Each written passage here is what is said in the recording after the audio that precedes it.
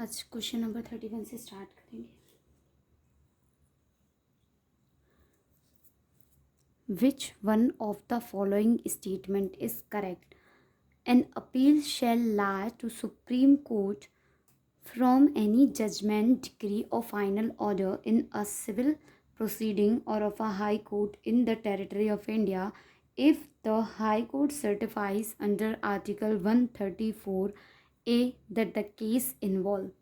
Question, appeal जाएगी supreme court में कब? किसी भी जजमेंट, डिक्री या फाइनल ऑर्डर जो कि सिविल प्रोसीडिंग्स में. तो ये बेसिकली बात कर रहा है कि सिविल केसेस में appeal to the Supreme Court कब जाने वाली है. इसका जो आर्टिकल है वो है आर्टिकल 133. किसी भी अपील जब सुप्रीम कोर्ट के पास हाई कोर्ट के डिसीजन के अगेंस्ट में जब कभी भी अपील जाती है सुप्रीम कोर्ट के पास, तो उसमें एक आर्टिकल 134A का सर्टिफिकेट लगता है जिसमें ये लिखा होता है हाई कोर्ट की तरफ से कि this is a substantial case to be heard by the Supreme court.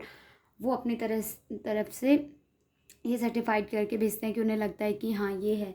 तो वो बात कर रहे हैं 133 क्वेश्चन में आर्टिकल 133 से क्वेश्चन है. आर्टिकल 133 से रिलेटेड क्वेश्चन है. And answer, a question of law, a question of law of fact, a question substantial question of law और fact of public importance, a substantial question of law of general importance. 133 में आप देखोगे जाके तो साफ लिखा हुआ है substantial question of law of general importance. The answer is D. जो 133 को पढ़ोगे उसमें दो ग्राउंड दिए हुए जिसमें सिविल केसेस में जाती है. पहला तो है ये वाला जनरल इंपॉर्टेंस का सब्सटेंशियल क्वेश्चन ऑफ लॉ है जो कि जनरल इंपॉर्टेंस का. सेकंड वन है कोई भी क्वेश्चन है जो कि need to be decided by the Supreme Court, अगर ये बात हाई कोर्ट को लगती है तो. और अगर सब क्लॉज 2 देखते हैं आप इसका, तो इसमें question of interpretation of constitution से रिलेटेड भी अगर कोई रॉन्गली डिसाइडेड कर दिया है हाई कोर्ट ने और उन्हें लगता है कि ये कॉन्स्टिट्यूशन का क्वेश्चन इंटरप्रेट किया है रॉन्गली, तो भी सिविल केसेस में अपील चली जाती है. 32. A proclamation under Article 356 is required to be approved by resolution of both House of Parliament by simple majority within 1 month, special majority within 1 month, special majority within 2 months, or simple majority within 2 months.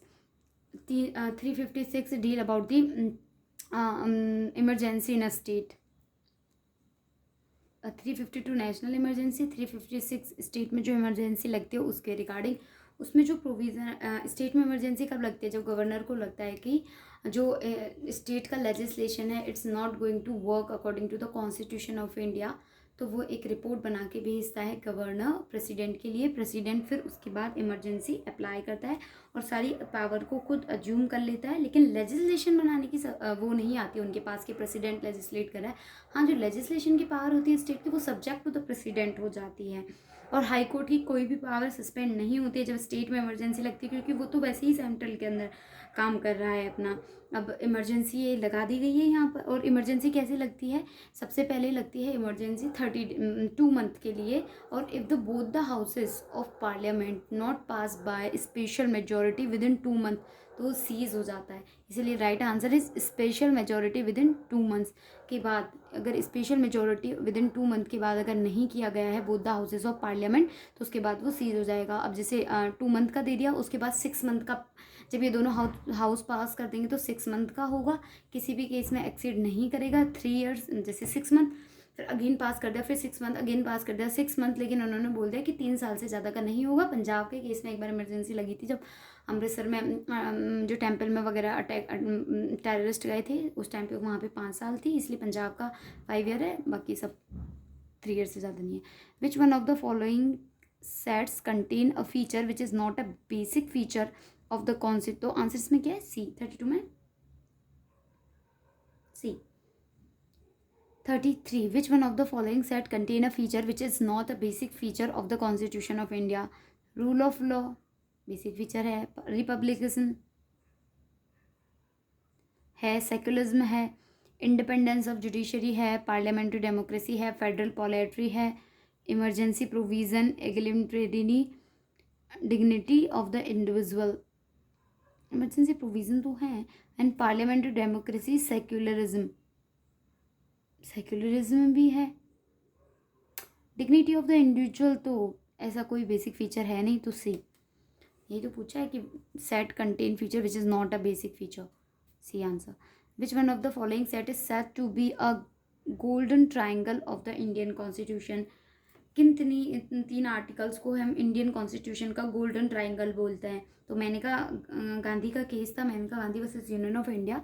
उसमें article 14, 19 and 21 को golden triangle of the Indian Constitution बोला था. Right to equality 14, freedom speech and expression 19 and 21 life of liberty.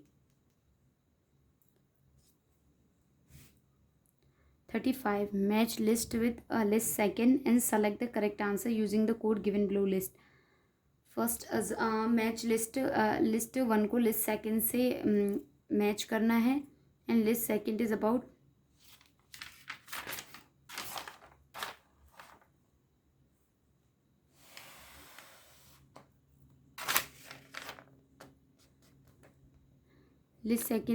Case laws.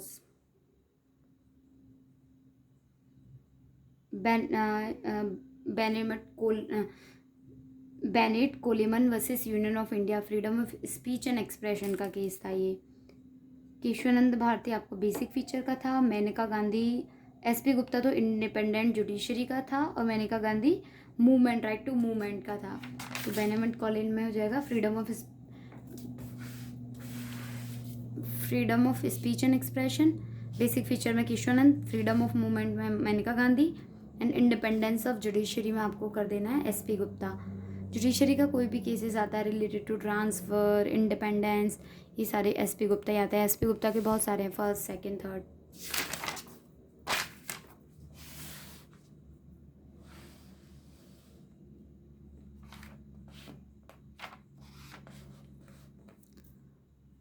(36) Which one of the following statement in respect of admissibility and relevancy is correct? An admissible fact is always relevant. बिल्कुल सही बात है. जो fact एडमिशिएबल होते हैं वो relevant तो होते हैं. अगर वो रिलीवेंट नहीं है तो हम एडमिशिएबल का कैसे करेंगे? एडमिशिएबल फैक्ट कौन से हैं? जो 5 to 55 में इंडियन एविडेंस एक्ट के सेक्शन 5 to 55 में दिए हुए वो सारे एडमिशिएबल है. उन्हें हम वो रिलीवेंट फैक्ट है. उनमें से कब कौन सा एडमिशिएबल है या नहीं है ये कोर्ट डिसाइड करता है. तो अ रिलीवेंट फैक्ट इज ऑलवेज एडमिशिएबल. ये नहीं है 5 to 55 में जितने भी फैक्ट हुए वो हर बार जरूर नहीं है कि एडमिशिएबल ही हो. तो first is correct, A is correct and B no. A relevant fact is considered by the court as a material fact but judgment is not based on upon it. No, this is wrong. An admissible fact is a stage where the court taking any relevant fact on the record of the case decided any right or liability and bases its judgment on it. नहीं. Then the answer is A. An admissible fact is always a relevant fact. 37 पे आते हैं. Which one of the following statement is correct? Fact forming part of same transaction are which occurred at the same time and place, which occurred at the different time and place, which are connected with the other fact on the basis of time, place, object and parties, act and omission, and none of the above. Question framing को बहुत अच्छे से पढ़ना होता है. Which one of the following statement fact forming the part of same transaction are fact. जो fact forming the part of train transaction करते हैं वो फैक्ट कौन से होते हैं? And the right answer is C, which are connected with other fact on the basis of time, place, object, parties and act or omission.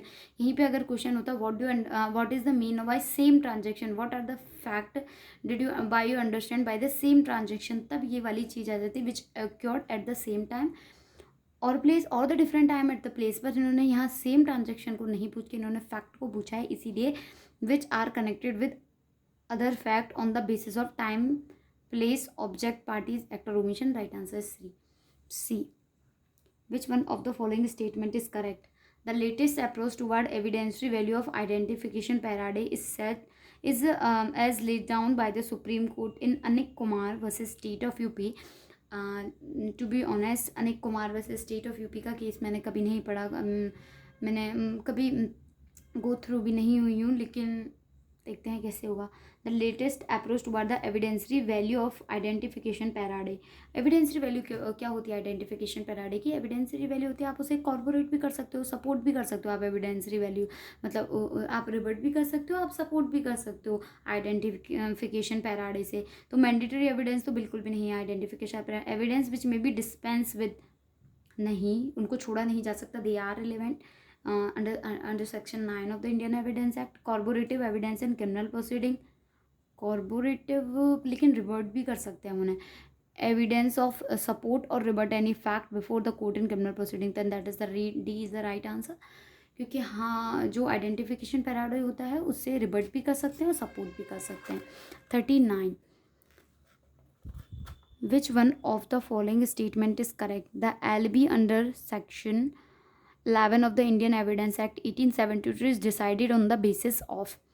इन्होंने plea of alibi जो section 11 of Indian Evidence Act का first बात करता है, वो पूछना चाह रहे कि वो क्या है। एक बार अच्छे से देखो क्वेश्चन को, फिर बताओ क्या आंसर लगता है। Plea of alibi under section 11 of Indian Evidence Act 1872 is decided on the basis of. जब हम plea of alibi court accept करता है तो किस बेस पे डिसाइड करता है? Preponderance of probability. क्या होता है preponderance of probability? When the burden of proving a particular fact is on the accused, then उसको पूरा 50%, उसको पूरा 100% बियॉन्ड द रीजनेबल डाउट नहीं प्रूव करना पड़ता है।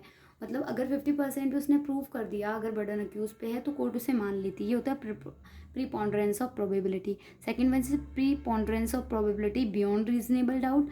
सी is preponderance of possibility, B is probability, C is possibility beyond reasonable doubt, and D is preponderance of higher probability or improbability as well as beyond reasonable doubt.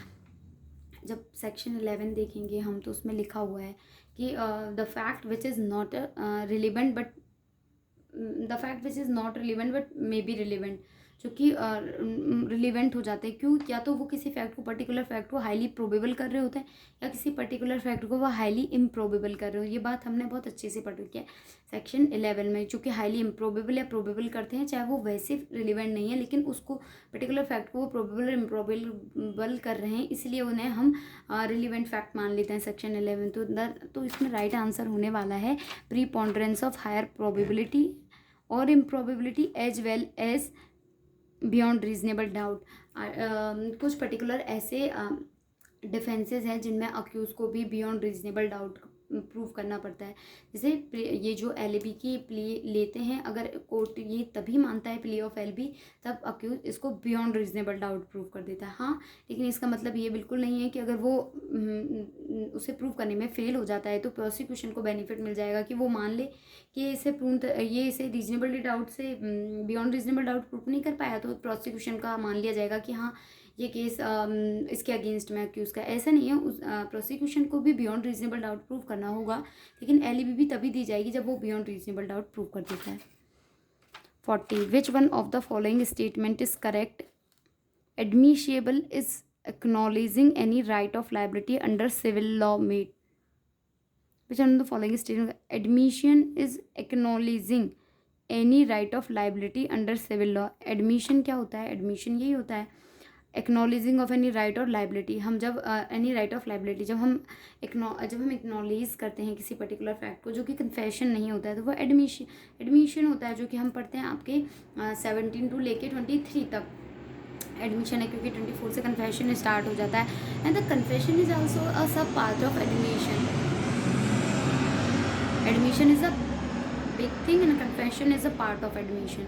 Orally before a judicial authority, जब section 17 पढ़ेंगे तो उसमें होगा orally written by the documentary और in electronic form. तो in writing before a notary, by conduct और document as well as orally but not in. अब answer C correct हो जाता है लेकिन इसमें but not in electronic form, जबकि वो इलेक्ट्रॉनिक फॉर्म में भी होता है। बाय कंडक्ट ओरली और इन राइटिंग और contained in electronic form. By conduct orally और इन राइटिंग और कंटेन्ड इन इलेक्ट्रॉनिक फॉर्म। तो the right answer is D. And 39 के लिए राइट आंसर इज डी। और डिटेल में पढ़ना है तो एक Pappu Singh versus State of Jharkhand का केस है, प्ली ऑफ एलबी के ऊपर। अभी आया है 2022 में ही, हाई कोर्ट सुप्रीम कोर्ट का है। तो उस पर प्ली ऑफ एलबी पे काफ़ी अच्छा डिसीजन है, वो देख लेना। ठीक है, 41 से कल करते हैं।